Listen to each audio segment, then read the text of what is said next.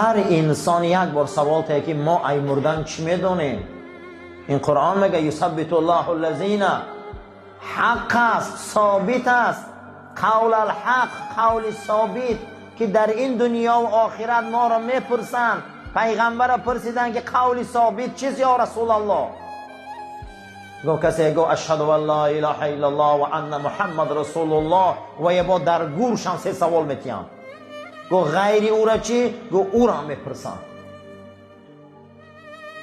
قرآن تحذیر ما را آگاه میکنه، ما را از صراط میگذرانند، ما در لحد میپرسند ما را. و جاءت سکرة الموت بالحق، خداوند در سوره قاف میگه اکنون شیرینی و تلخی های مردن آمد. و ذالک، تاریخ نگاه کنی، میگه ما کنت منه